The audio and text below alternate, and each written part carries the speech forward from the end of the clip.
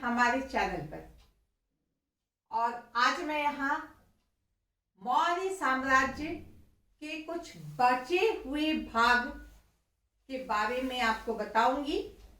और दूसरी बात कि आप इस वीडियो को शुरू से लेकर अंत तक देखें, क्योंकि एक बहुत बड़े अध्याय को मैं स्वयं ही संक्षेपण के साथ लाती हूं आपके पास। अगर आप उसका और भी संक्षेपण करेंगे तो आप बहुत चीज नहीं जान पाएंगे। तो इसलिए पूरा वीडियो देखें और साथ में वीडियो देख के लाइक जरूर करें, कमेंट करें। अगर अच्छा लगे तो किसी और को शेयर भी करें। चलिए ठीक है, अब आती हूं मैं मुख्य बात, मौर्य साम्राज्य की अर्थव्यवस्था। जैसा कि हमने मौर्य साम्राज्य के बारे में पढ़ा, भारत, प्राचीन भारत का एक विशाल साम्राज्य जो हर तरह से समुन्नत था, विकसित था, समृद्ध था, और यह भारत का एक गौरवपूर्ण अध्याय है। तो इसके बहुत सारे भाग के बारे में हमने जाना, और आज मैं मौर्य साम्राज्य की अर्थव्यवस्था के बारे में यहाँ आपको बताने आई हूँ, उस पर चर्चा करने आई हूँ कि मौर्य साम्राज्य की आर्थिक स्थिति कैसी थी। तो चले जल्दी, सबसे पहले हम बात करें कि भारत एक कृषि प्रधान देश है। शुरू से ही भारत एक कृषि प्रधान देश रहा है। आज भी कृषि ही यहाँ की अर्थव्यवस्था का मुख्य आधार है। और उस समय चंद्रगुप्त मौर्य के समय या मौर्य वंश के समय हम यह देखते हैं कि कृषि ही अर्थव्यवस्था का आधार हुआ करती थी। और मेगास्थनीज के जो लेख हैं इंडिका में, जो उन्होंने लिखा है, कौटिल्य ने जो अपने अर्थशास्त्र में लिखा है, उसमें कृषकों के बारे में चर्चा की गई है। मेगास्थनीज ने तो कृषकों को बहुत ही सम्मानीय दृष्टि से देखा है। उसे यहां तक कि उन्होंने जो जाति का विवरण दिया है उसमें कृषकों को दूसरे स्थान पे रखा है। इनकी संख्या भी अधिक हुआ करती थी और समाज के ये महत्वपूर्ण अंग हुआ करते थे। राज्य के द्वारा इन्हें सहायता दी जाती थी, इनके प्रति सम्मान भी था। कहा जाता है कि जब युद्ध होते थे, दो पक्षों में युद्ध हो रहा है, तो कभी एक पक्ष दूसरे पक्ष को या दुश्मन पक्ष के किसानों को या उनकी फसलों को हानि नहीं पहुंचाता था। यह क्या है? कृषकों के प्रति सम्मान, अनाज के प्रति सम्मान जो खेत में लगे हुए हैं। तो इस तरह से कृषकों का बहुत अधिक महत्व था उस समय के समाज में, और उस समय की अर्थव्यवस्था में इनकी बहुत बड़ी भूमिका थी। कौटिल्य ने बहुत तरह की भूमि का वर्णन किया है। ऐसे भूमि जो जुताई किए हुए होते थे, ऐसे भूमि जो जुताई के योग्य हैं लेकिन वो जुते नहीं हैं, ऐसे भूमि जहां जमीन के अंदर जो जैसे अदरक, कंद, चुकंदर, ये सब जो होते हैं, जो जमीन के अंदर होते हैं, ये सब वाली भूमि अलग होती थी। जहां गन्ने की फसल होती थी वो अलग भूमि होती थी। तो इस तरह से अनेक तरह से भूमि का वर्गीकरण कौटिल्य ने अपनी पुस्तक अर्थशास्त्र में किया है और बताया है। तो इस तरह भूमि के बहुत प्रकार थे। भूमि जो है, राज्य की पूरी भूमि राजा की होती थी, राजा की मानी जाती थी। और राजा भूमि कर अलग से लेते थे और उपज कर अलग से राज्य को जमा होता था। तो इस तरह हर जगह जो भूमि कर थे वह अलग अलग थे, उपज कर जो थे वो अलग अलग थे। उपज कर जो है 1/4 कहीं पे लिया जाता था, कहीं 1/8 लिया जाता था, कहीं 1/6 लिया जाता था। इस तरह से हम देखते हैं कि दो तरह के इसमें टैक्स लिए जाते थे, जो भाग कहे जाते थे और एक बलि कहे जाते थे। दो तरह के इसमें टैक्स होते थे। तो इस तरह भूमि से राजा के पास बहुत अच्छे क्या के बहुत अधिक मात्रा में टैक्स आते थे, जिनका प्रयोग राजा अपनी आवश्यकता की पूर्ति के लिए करता था, राज्य के कल्याण के लिए करता था, अपनी सेना में खर्च करने के लिए करता था। उनके पास बहुत सारे अधिकारियों की उन्होंने नियुक्ति कर रखी थी, उन्हें वेतन के रूप में जो दिए जाते थे, ये सारे इन्हीं टैक्स के से आते थे। और भूमि कर या कृषि से जो कर होता था, यह एक बहुत बड़ा भाग होता था, जिससे राजा या राज्य का संचालन होता था, उसके खर्च का इनके द्वारा संचालन होता था। तो कृषि बहुत अच्छी थी। ये कैसे संभव हो सका? ये ऐसे संभव हो सका क्योंकि राज्य ने कृषकों की मदद की। राज्य ने सिंचाई की व्यवस्था की, कुएं, तालाब, नदियों को ऐसा ये किया कि जिससे कृषक जो है उसका लाभ उठा सके। सौराष्ट्र में हमने देखा है कि मौर्य काल के समय ही एक सुदर्शन झील का निर्माण हुआ था।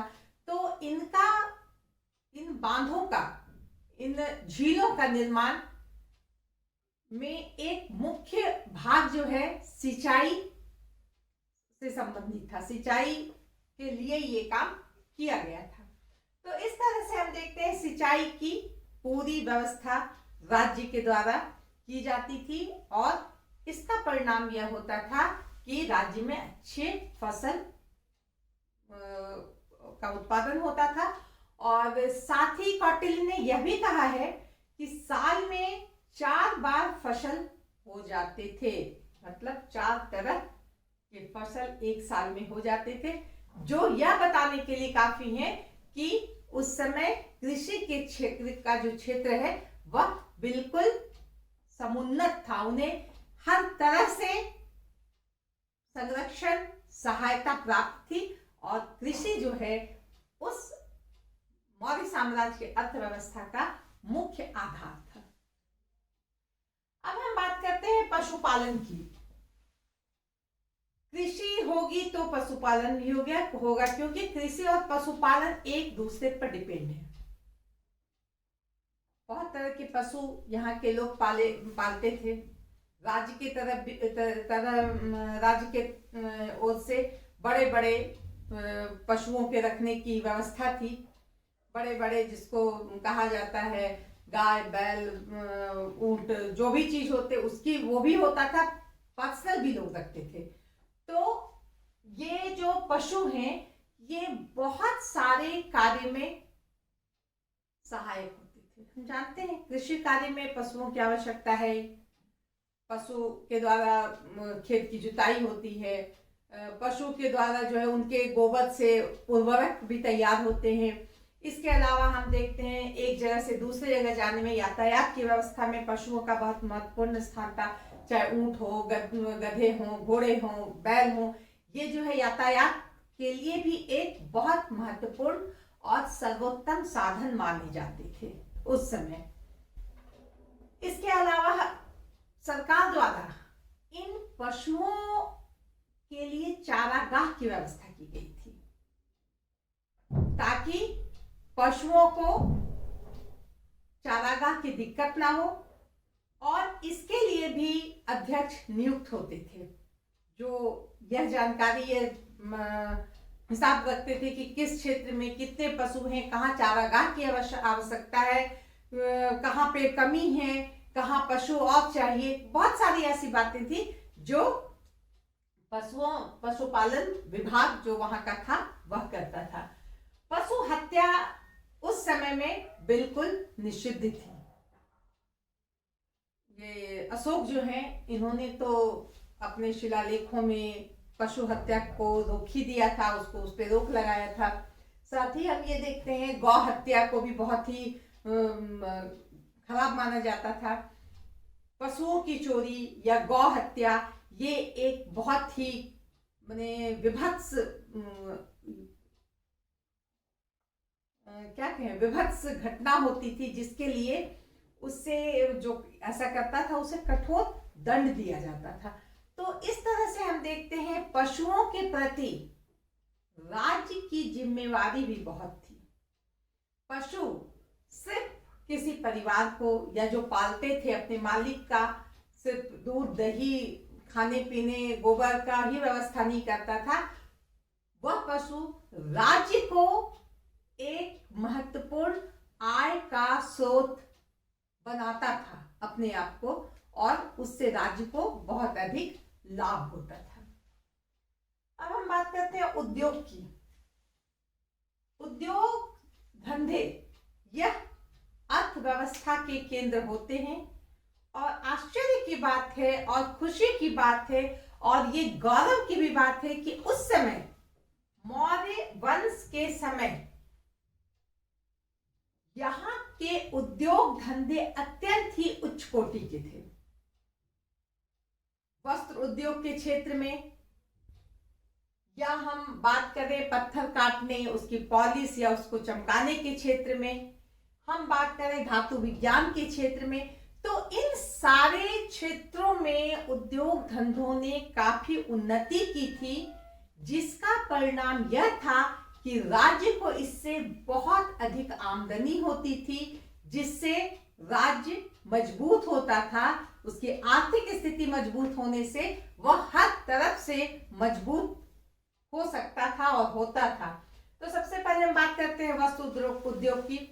ऊनी वस्त्र हो, सूती वस्त्र हो, मलमल, ये यहाँ की खासियत थी कि ये सारे वस्त्र बहुत ही उच्च कोटि के होते थे। ये ऊनी या रेशम के वस्त्र जो है ये बाहर भी इसकी मांग होती थी और ये भेजे जाते थे, जिससे विदेशी मुद्राएं भी भारत आती थी या मौर्य साम्राज्य में आती थी। वस्त्र उद्योग में हम ये देखते हैं कि कपड़ों में जो काम किए जाते थे वो बहुत ही बारीक होते थे। बहुत जगह ये भी वर्णन किया गया है कि जो सोने और चांदी के तारों से रेशम पे जो काम किए होते थे, जिसको बड़े लोग राजा महाराजा राज परिवार के लोग यूज करते थे, पहनते थे, वह बहुत ही उत्कृष्ट कोटि के होते थे। उस पे तरह तरह के पत्थरों का भी काम होता था जो बहुत ही बारीक होते थे, और इसकी ये बारीकी, इसकी ये कलाकारी, ये खूबसूरती का ही परिणाम था कि यूनान, मिस्र आदि देशों में हमारे यहाँ के कपड़े जाते थे। अब हम बात करते हैं पत्थर काटने का। यहाँ पे पत्थर काटने, उस पे पॉलिश करने की जो कला है, ये जो उद्योग है, ये बहुत ही आगे बढ़े हुए थे, जिसका परिणाम है कि हम देखते हैं जो अशोक के शिलालेख हैं उसको जिस तरह काटा गया है, जिस तरह उसे चिकना बनाया गया है, और जिस तरह से उस पे उसकी जो बनावट है वह यह बताती है कि पत्थर तराशने की जो धंधे थे वह एकदम से बहुत ही अच्छे थे। धातु विज्ञान की बात करें तो बहुत तरह के खान थे, सोने चांदी लोहे तांबे सबके खान अभी भी जैसे हैं पहले भी थे वही खान, और ये इस पर जो है पूरी तरह से राज्य का अपना अधिकार होता था, और इसका एक अध्यक्ष होता था जो आकाराध्यक्ष कहा जाता था। ये थे तो राज्य के, और खनन कार्य के बाद धातु, इसके जो अयस्क होते हैं उससे धातु बनाने की व्यवस्था थी, कारखाने हुआ करते थे, धातु बनते थे, और उन धातु से तरह तरह के उपकरण हो, हथियार हो, अस्त्र शस्त्र हो, आभूषण हो, अलग अलग धातु से, अलग अलग मेटल से अलग अलग वस्तुएं बनती थी। जैसे कि लोहे से क्या बनेंगे, हथियार बनेंगे, अस्त्र शस्त्र बनेंगे, बहुत सारे उपकरण बनेंगे, औजार बनेंगे। तांबे से क्या बनेंगे, तांबे से बर्तन बनेंगे, आभूषण भी कुछ बन जाएंगे, साज सज्जा के सामान बनेंगे। तो इस तरह तांबे का यूज हो गया। चांदी के बर्तन बनेंगे, चांदी के आभूषण बनेंगे, चांदी के तार पर जो अभी मैंने बताया कि कपड़े पे काम होते थे। तो इस तरह से धातु विज्ञान वह बहुत आगे बढ़ गया था और इसकी एक से एक मिसाल पेश की जाती थी कलाकारों के द्वारा, जो देश ही नहीं विदेशों में भी इसके चर्चे थे। हाथी दांत उद्योग ये भी एक बहुत ही बड़ा और बहुत ही महंगा उद्योग था। हाथी दांत पे तरह तरह के नक्काशी होना। एक एरियन नाम के जो इतिहासकार हैं उन्होंने उस समय के कर्णफूल की चर्चा की है जो हाथी दांत के बने हुए थे। तो इस तरह से हम देखते हैं कि हाथी दांत के आभूषण बनते थे जिसे राजघराने की महिलाएं पहनती थी या बड़े लोग पहनते थे, अमीर लोग पहनते थे, या उसका व्यापार होता था वो बाहर जाते थे। तरह तरह के साज सजावट की सामान जो है वह भी हाथी दांत से बने होते थे और ये बहुत ही महंगे होते थे और यह बहुत ही लोकप्रिय थे विदेशों में। हमारे यहाँ के हाथी दांत के काम से जो भी चीज बना हुआ होता था वो बहुत ही लोकप्रिय हुआ करते थे। इसी तरह मणि मुक्ता, मणि मोती, ये सब चीज के जो उद्योग हैं ये भी बहुत ही विकसित थे। और दक्षिण भारत में हम बात करें तो वहाँ मणि मुक्ता उधर से आते थे, मोतियों का व्यापार उधर होता, तरह तरह के मोती के माले बनते थे, सीपियों के माले बनते थे। तो एक से एक रत्न मणि जो होता है वो सब उधर उधर से आते थे और इनका भी जो उद्योग धंधा था यह बहुत ही फलता फूलता हुआ उद्योग धंधा था, जिससे राज्य को बहुत अधिक कमाई होती थी। इसमें 1/5 से लेके 1/25 तक अलग अलग उद्योग में अलग अलग टैक्स होते थे जो राज्य को मिलते थे और जिससे राज्य की अर्थव्यवस्था जो थी वह मजबूत होती थी। इसी प्रकार हम देखते हैं काष्ठ शिल्प, यानी कि बढ़ई के काम, लकड़ी के काम वाले जो शिल्पकार होते थे ये भी बहुत ही उच्च कोटि के काम दिखाते थे। राजमहल में बड़े बड़े लकड़ी के स्तंभ हों, लकड़ी के चौबारे हों, लकड़ी के छत हो, बहुत ही कशीदेकारी के साथ, बहुत ही कलाकारी के साथ पेश किए जाते थे। इसके अलावा टेबल, मेज, कुर्सी, राज सिंहासन, पलंग, दरवाजे, सब कुछ काष्ठ शिल्प वालों के, शिल्पकारों के हाथ में था, जो बहुत ही उच्च कोटि के कला को प्रदर्शित करते थे और इसका भी बहुत महत्व था। आम जनता से लेकर खास जनता के बीच काष्ठ उद्योग बहुत ही जरूरी था और बहुत ही प्रचलित था। जरूरी तो होगा ही, बिना लकड़ी के सामान के तो आदमी का जीवन यापन थोड़ा मुश्किल होता ही है। अब हम बात करेंगे चर्म शिल्प की। चमड़े के शिल्पकार भी होते थे, जो जानवर, मरे हुए जानवरों के चमड़ों से ना सिर्फ जूते चप्पल बनाए जाते थे बल्कि इसके अलावे भी बहुत सारे जगहों पर इन चमड़ों का यूज होता था और इसके जो शिल्पकार थे, जो इसका काम करते थे, वह भी एक बहुत फलता फूलता उद्योग था और इससे भी राज्य को बहुत अधिक टैक्स मिलता था, बहुत अधिक कर मिलता था, जिससे राज्य की अर्थव्यवस्था बहुत ही स्ट्रांग होती थी। सुरा उद्योग, सुरा का अर्थ है जिसे हम शराब कहते हैं, नशे का जो एक पेय होता है, वह उद्योग भी बहुत अधिक फैला हुआ था, बहुत अधिक होता था और इससे भी राज्य को बहुत अच्छी आमदनी होती थी। तो इस तरह से हम देखते हैं कि मौर्य साम्राज्य के अर्थव्यवस्था में उद्योग धंधे एक से बढ़कर एक थे और बहुत ही उन्नत थे, बहुत ही विकसित थे, जिसके कारण इससे टैक्स भी बहुत अधिक मात्रा में राज्य को मिलता था और यही कारण था कि राज्य देश का, अपने साम्राज्य का या जनता का कल्याण करने के लिए हमेशा तत्पर रहती थी, क्योंकि उसे अर्थ की कोई कमी नहीं थी। अब हम बात करते हैं श्रेणियां। ये श्रेणियां क्या होती थी? ये श्रेणियां मैंने बताया था, पिछले अध्याय में मैंने बताया था कि किसी भी एक खास ग्रुप का एक श्रेणी होता था। जैसे काश्तकार, बढ़ी का काम करने वाले, उनका एक अलग श्रेणी। लोहा का काम करने वाले का एक अलग श्रेणी। सोना का काम करने वाला का एक अलग श्रेणी। इसी तरह बहुत तरह के श्रेणी हुआ करते थे, और इसमें ये सभी उसके सदस्य हुआ करते थे। ये उद्योग जो करते थे, इनके लिए हर सुख सुविधा या हर व्यवस्था का ख्याल रखना, उसका जिम्मेवारी लेना, यह इनका काम रहता था, श्रेणियों का काम रहता था। और श्रेणी के एक अध्यक्ष होते थे, और इन श्रेणी के जो अध्यक्ष होते थे, इनका राज दरबार में भी बहुत अधिक महत्व होता था। तो इस तरह से हम देखते हैं ये श्रेणियां जो है, ये उद्योग धंधे जो करते थे उनको मदद करते थे, अनेक तरह से सपोर्ट करते थे जहां जरूरत होती थी। इसके अलावे उन्हें बहुत कम ब्याज पर उन्हें ऋण भी देते थे कि तुम उद्योग धंधे करो, आगे बढ़ाओ या उसको। अब हम बात करते हैं व्यापार की। तो व्यापार, चूंकि उद्योग धंधे इतने अच्छे थे, कृषि इतनी अच्छी थी, तो स्वाभाविक है व्यापार तो होगा ही। तो व्यापार भी होते थे, और आंतरिक व्यापार भी होते थे, और व्यावसायिक व्यापार भी होते थे। विदेशों से व्यापार होते थे, देश के अंदर भी व्यापार होते थे।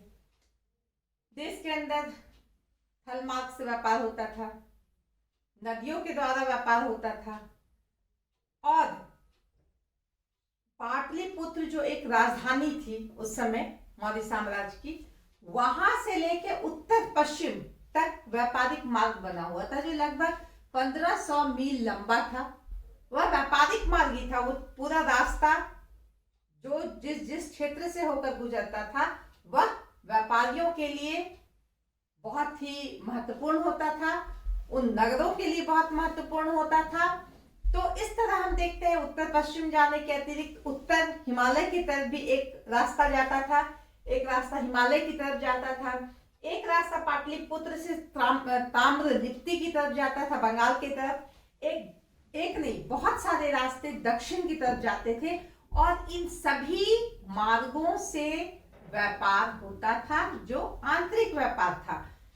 बहुत सारे वस्तुएं जो यहाँ बहुतायत मात्रा में होते थे, वो उधर नहीं होते थे। उधर से इधर लाना, इधर से उधर ले जाना। तो यह व्यापार होने का मुख्य कारण, बहुत अच्छी तरह से व्यापार होने का मुख्य कारण क्या था? क्योंकि मौर्य साम्राज्य इतने अच्छे तरीके से, प्रशासनिक तरीके से कहें या राजनीतिक दृष्टि से, इतने मजबूत अपने देश को बना करके रखा हुआ था, अपने साम्राज्य को बना करके रखा हुआ था, कि किसी व्यापारी को इधर से उधर जाने में बहुत बाधाओं का, बहुत मुश्किलों का, बहुत तरह के जो मतभेद होते हैं उसका किसी तरह का सामना नहीं करना पड़ता था, बल्कि स्मूथली एक जगह से दूसरी जगह जाकर के ये व्यापारी व्यापार करते थे। अब हम बात करते हैं विदेशी व्यापार की। विदेशों से भी व्यापार होता था। मिस्र, बहुत व्यापार होता था मिस्र से। मिस्र के शासक टॉलमी ने तो एक बंदरगाह ही बना दिया था। भारत से जो सामान आएगा, जो जहाजें आएंगी, उसके लिए एक स्पेशल, वहां पे यहाँ के वस्त्र, यहाँ के हाथी दांत के सामान, सोने चांदी के आभूषण, ये सारे मिस्र जाया करते थे। उसकी डिमांड वहां हुआ करती थी। सीरिया, श्रीलंका, रोम, यूनान, चीन, इन सारे देशों से हमारा वैदेशिक व्यापार होता था, जो बहुत ही उच्च कोटि का था। और यहां से विदेशी मुद्राएं आती थी। व्यापार के द्वारा जो चुंगी मिलता था, वो राजकोष में जाता था, जो राज्य की स्थिति को मजबूत करता था। और हर चीज के लिए अध्यक्ष की व्यवस्था थी, जैसा हमने पढ़ा था। पण्याध्यक्ष है, शुक्लाध्यक्ष है, जहाजों का निरीक्षण करने के लिए नाप तौल की व्यवस्था कैसे हो, कहीं सब एक तरह का बटखरा हो, नाप तौल का प्रबंध हो, ये सारा कुछ अध्यक्षों के द्वारा किया जाता था, जिससे ना किसी तरह की बेईमानी की गुंजाइश होती थी, ना किसी तरह के भ्रष्टाचार उसमें दिखते थे। तो इस तरह से हम देखते हैं कि व्यापार भी बहुत ही उच्च कोटि के थे, जो मौर्य साम्राज्य की अर्थव्यवस्था को बहुत अधिक मजबूती प्रदान करने में सक्षम थे। अब हम बात करते हैं मुद्रा की। मुद्रा का पूर्ण विकास हो चुका था। अब मुद्राएं, विनिमय व्यवस्था की जगह अब मुद्राओं ने ले लिया था। सोने की मुद्राएं पाई जाती थी, चांदी के, तांबे के, सोने की जो मुद्रा होती थी उसको निष्क कहा जाता था, चांदी की मुद्रा को काशात्पन कहा जाता था या पण भी कहा जाता था। इसी तरह तांबे के जो मुद्रा थे उसे कहा जाता था काकड़ी कहा जाता था, मासक कहा जाता था। तो ये सारी मुद्राएं, इससे व्यापार में सहूलियत होती थी और साथ ही साथ टैक्स देने में या कर देने में भी सुविधा होती थी। व्यापार में जो चुंगी वसूल किया जाता था उसमें सुविधा होती थी। तो इस तरह से हम देखते हैं कि अर्थव्यवस्था मौर्य साम्राज्य की बहुत ही मजबूत थी, क्योंकि यहाँ जितने भी इसके स्तंभ हैं अर्थव्यवस्था के, सब सारे स्तंभ बहुत ही मजबूत थे, जो मौर्य साम्राज्य की अर्थव्यवस्था को मजबूत करने में अपनी महत्वपूर्ण भूमिका अदा करते थे। तो इसके साथ ही आज मैं ये अध्याय यहाँ समाप्त करती हूँ, ये भाग यहाँ समाप्त करती हूँ और अगले भाग अगले दिन देखा जाएगा। ठीक है, थैंक यू।